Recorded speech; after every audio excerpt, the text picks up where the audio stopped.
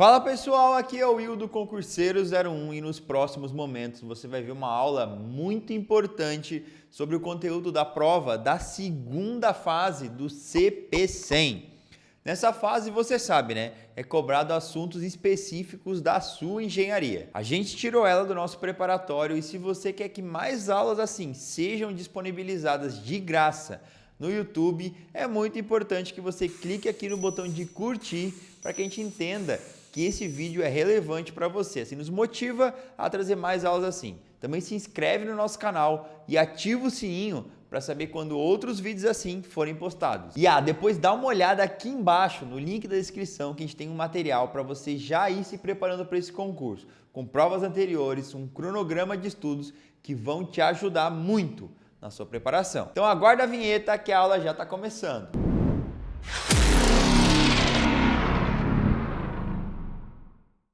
Fala pessoal, chegamos na tão famosa série de Taylor. Bem pessoal, um dia que a gente vai usar essa ideia da série de Taylor, a gente aprendeu a representar funções como essa daqui, 1 sobre 1 menos x e ln de 1 mais x em série de potência. Essa primeira aqui a gente vê claramente que é a nossa famosa série geométrica, a princesinha de todas as séries. E essa ln de 1 mais x, a gente fazia uma derivada dela, e aí obtínhamos então uma derivada cuja expressão se assemelha com a série geométrica. Daí a gente escrevia essa derivada em séries de potência, porque ela se assemelha com a série geométrica, e depois integrava. E aí a gente obtinha então a representação em séries de potência desse cara aqui. Tudo beleza. Só que tudo isso aí estava atrelado à série geométrica. Mas se a gente precisar representar, por exemplo, essa função aqui, f de x igual a seno de x em séries de potências, como é que a gente faria? Você percebe que ela não tem nenhuma semelhança com a série geométrica. E por mais que eu derive ou integre, ela também não vai adquirir semelhança, diferente da ln de 1 mais x, certo? Porque ela fica oscilando entre menos cosseno e seno, vai ficar oscilando entre cosseno e seno em módulo, beleza? Logo, aí a gente vai precisar de outra ferramenta então para representar esse tipo de função em série de potências. Aí nesse caso, a solução é a representação em série de Taylor. O que seria a série de Taylor? Se a gente tiver uma função infinitamente derivável, o que é uma função infinitamente derivável, pessoal? É aquela função que a gente vai derivar e ela nunca vai dar zero. Por exemplo, f de x igual a seno de x. Se você derivar, dá cosseno de x. Se você deriva o cosseno de x, dá menos seno de x. Se derivar o seno de x, dá cosseno. E assim vai indo. Fica oscilando em módulo entre seno e cosseno, mas nunca vai dar zero. Beleza?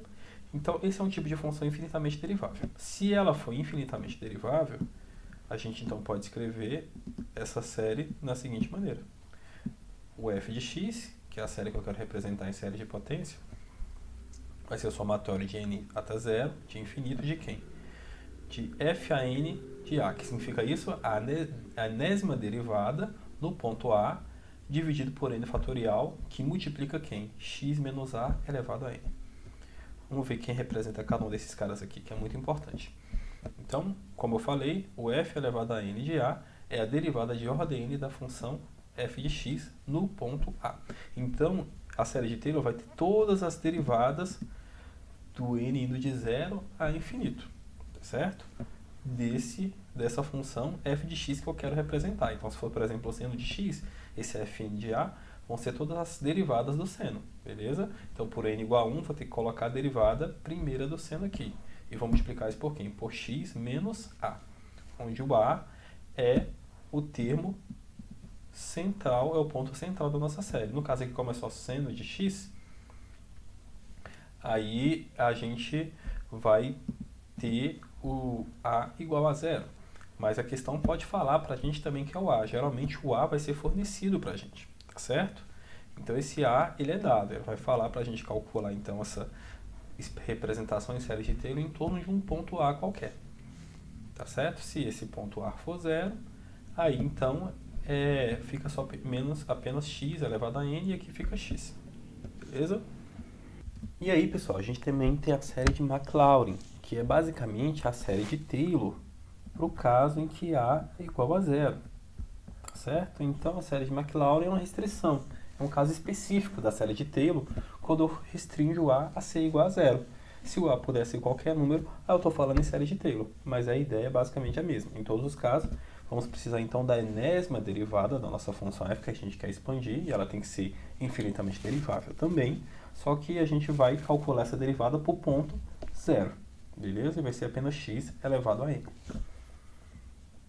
No caso, por ponto x igual a zero, para ser mais específico.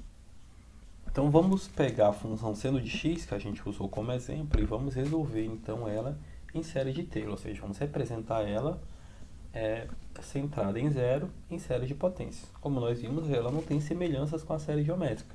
Então a gente usa a série de Taylor porque a gente sabe que ela é infinitamente derivável.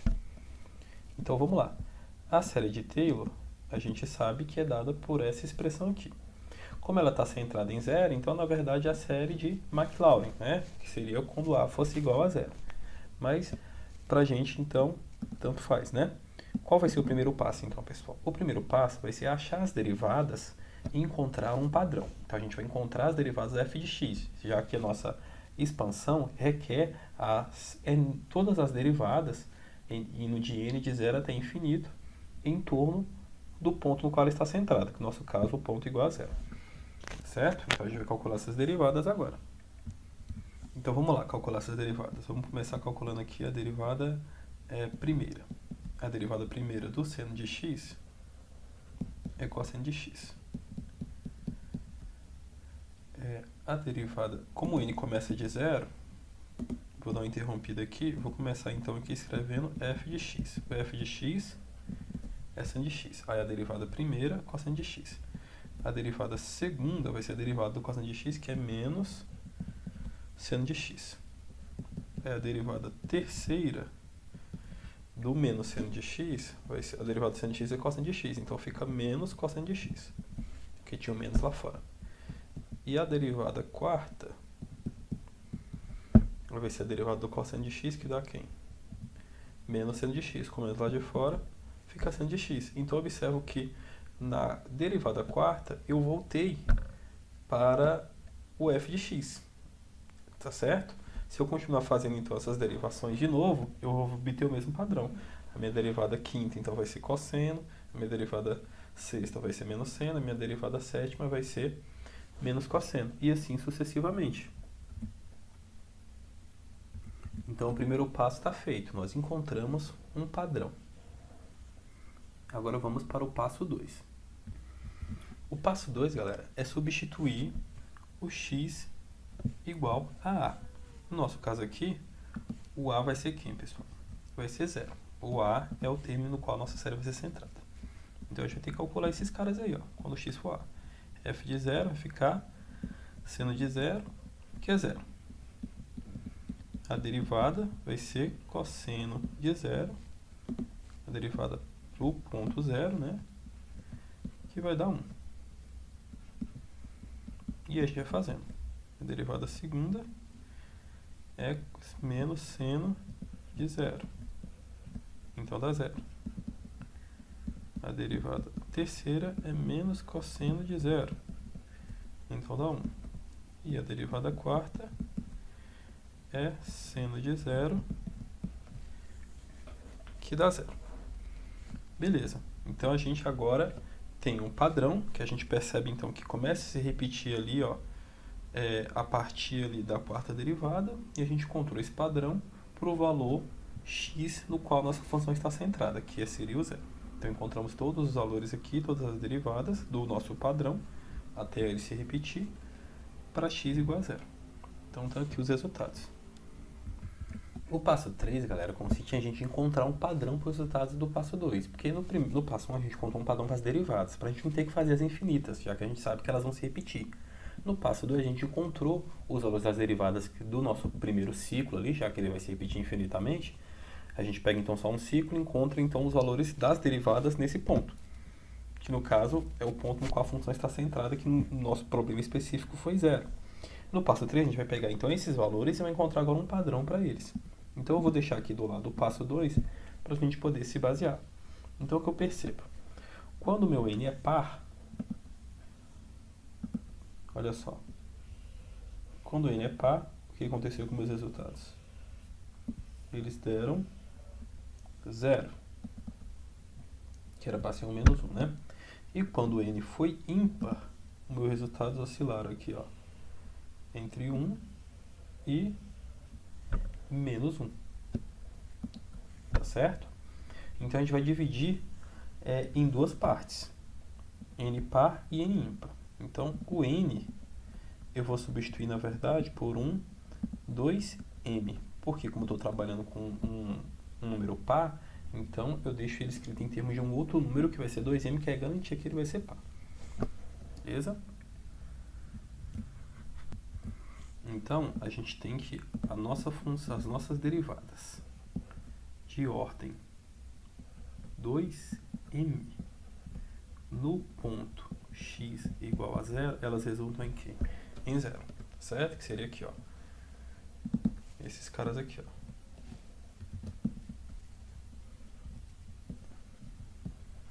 Então esse m aqui, ó, ele é 0, que a gente não tem derivada. Aqui nosso m é 2 e nosso m canto aqui é, perdão, aqui eu estou representando o n, né? O 2m viria como consequência. Então aqui para o n igual a 0, aqui para o n igual a 2, consequentemente m é 1, aqui o m é 0, e aqui o n é 4 e o m é 2. E assim sucessivamente, porque a gente não trocou a numeração. Porque quando é n, vai pulando de 2 em 2, pega só os pares. Eu, quando estou escrevendo agora em função de um novo termo, né, do m, aí ele vai pegar 0, 1, 2, 3 e assim sucessivamente, beleza? E a gente vai ter a mesma representação. Só que agora eu boto 2m para garantir que é um número par, em função então desse número m. Agora, os ímpares, né? Aqui foram os pares.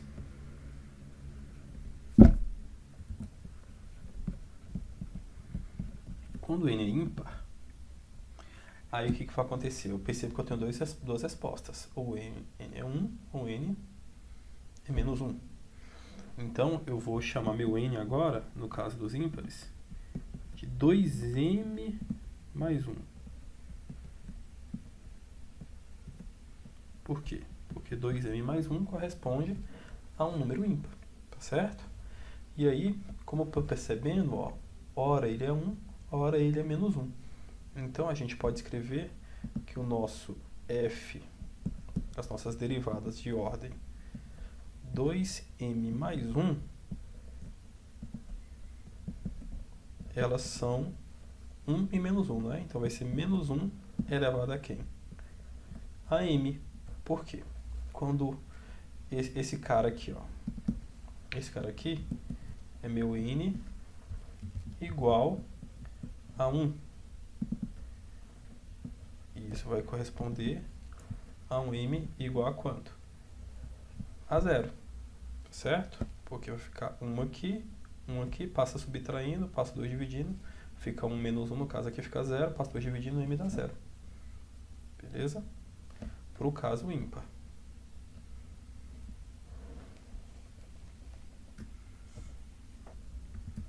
Agora esse daqui, que é o nosso n igual a 3. Se o n for 3, porque o nosso m agora vale quanto? Vale 1. Caminhando agora nos ímpares. Beleza? Eu vou colocar 1 aqui, 2 vezes 1, 2, mais 1, 3. Beleza, pessoal? E assim vai indo. Então, a gente tem a numeração aqui dos pares, que eu já destaquei, e aqui é a numeração de quem? Dos ímpares. Quando m for 0, fica menos 1 elevado a 0, que vai dar quanto? Vai dar 1. Beleza? Quando m for 1, vai ficar, então, menos 1 elevado a 1, que vai dar menos 1. O próximo termo de m, que seria o m igual a 2, que aí corresponderia a um n igual a 5, aí ele já daria positivo de novo, porque ele vai ficar oscilando entre... Perdão, daria... na verdade, como vai ser m igual a 2, né? Aí ele daria n igual a 5, só que como o m aqui vai ser 2, então ele fica positivo. E ele vai ficar oscilando então, entre positivo e negativo, positivo e negativo. Então, pessoal, eu encontrei aqui um padrão para os resultados do passo 2, tá certo? Só que eu tive que dividir em duas partes, quando eles tiverem o n par, quando tiver o n ímpar. Tranquilo? Isso vai acontecer em muitos casos, tá bom? Você vai ter que separar, então, a sua série em duas partes, uma parte par e uma parte ímpar. Agora a gente vai para o nosso quarto e último passo. O nosso quarto e último passo, então, é substituir o padrão encontrado no passo 3 na expressão da série de Taylor. A série de Taylor é o seguinte: o f de x é um seno de x que vai poder ser escrito, então, como esse somatório. Só como a gente separou em duas partes, lembra? Então, a gente separou em duas partes. E quais eram? Eram essas aqui, ó. Quando o n for par, o nzinho for par, eu vou escrever, então, um f de 2m. As minhas derivadas. E quando o n for ímpar, eu vou escrever f de 2m mais 1. E vai ser, basicamente, menos 1 elevado a m. Então, o f, as derivadas de f de ordem 2m, elas dão zero. E as derivadas de ordem 2m mais 1, elas vão dar menos 1 elevado a m. Então, vamos escrever em duas partes. Vamos lá para a primeira. Então, a gente vai usar agora o m, não vai usar mais o n. M indo de 0 a infinito. De quem? Agora de f a 2m. De 0 sobre, no lugar do n fatorial, vou escrever então 2m fatorial.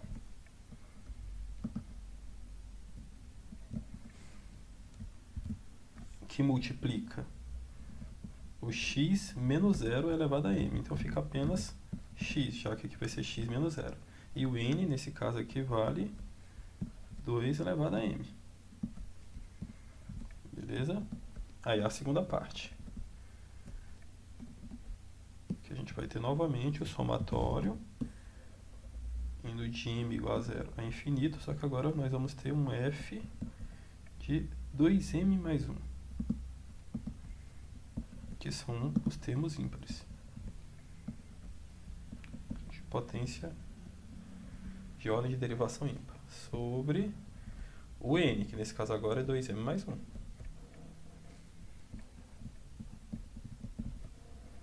Fatorial. Que multiplica x menos a, só que vai ser apenas x porque o a dá zero. Elevado a quem? 2m mais 1. Beleza. Aí o que a gente faz? A gente substitui então quem é o f de 2m, que vai ser 0, e quem é o f de 2m mais 1. Como esse cara aqui vai ser 0, isso tudo aqui vai se anular. Beleza? Porque f elevado a 2m é igual a 0. Então sobra apenas como resposta isso aqui. Então, essa é a representação em série de Taylor da função f de x igual a seno de x. Que a gente pode, então, deslocar para cá só para não ficar aqui se sobrepondo.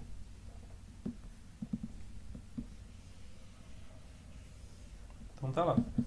A função f de x, então, pode ser escrita em série de potência, ou série de Taylor, como esse cara aqui, onde o f de 2m mais 1, né, ele é, na verdade, menos 1 elevado a m, né? Faltou isso. Então, a gente só substitui. No lugar do f de 2m mais 1, menos 1 elevado a m. Agora sim, a nossa resposta está concluída. Beleza? E a gente pode, então, escrever isso aqui como uma série de potências. Então, se você põe m igual a 0, aqui fica 0, aqui fica 0, então fica 1 fatorial que dá 1, menos 1 elevado a 0 dá 1, e aqui fica x, apenas x. Se você coloca o m igual a 1, aqui fica 2 vezes 1, 2, com mais 1, 3, você fica x à terceira. Agora, qual vai ser o coeficiente? Vai ser negativo, porque fica menos 1 elevado a 1. E aqui embaixo fica 2 vezes 1, 2, com mais 1, 3, 3 fatorial, 6. Então, esse cara aqui fica menos 6. Beleza? Aí, se você põe agora o m igual, a gente fez m igual a 0, m igual a 1, m igual a 2. Aqui fica 2 vezes 2, 4, com mais 1, 5. Então, fica um x a 5. Só que como é 2, esse cara aqui vai dar par, então fica positivo. Aqui embaixo, então, fica 2 vezes 2, 4, com mais um, 5, aqui fica um 5 fatorial. Aí a gente escreve 5 vezes 4, vezes 3, vezes 2, vezes 1. Que dá 120. E assim, galera, sucessivamente. Aí se a gente fosse querer abrir, né, os termos, essa seria então uma forma de escrever a função seno de x em termos de potências, de polinômios, né? De uma série de potências. Então a gente pode substituir o seno de x por isso. Beleza? É por isso que quando o x é muito pequeno, lembra da aproximação? Se o x for muito pequeno, a gente pode escrever que seno de x era aproximadamente x. Lembra desse resultado que a gente via lá? Principalmente na física usa muito isso. Principalmente quando você for aproximar ali o ângulo de um pêndulo, né, que é seno de θ, aí fala para você considerar aproximadamente θ, porque o ângulo é muito pequeno. É por causa aqui da expansão em série de potências. Se o x for muito pequeno, o x a terceira então vai ser ínfimo. O x a quinta mais ainda. Então a gente pode jogar fora todo o resto e pegar só o primeiro termo da série. Beleza? Então tá aí o nosso primeiro exemplo. E aí, curtiu? Não esquece de se inscrever no nosso canal para ser notificado de mais vídeos como esse, hein? E se ficou com alguma dúvida, comenta aqui embaixo que a gente vai ter o maior prazer de te responder. É isso aí e até mais!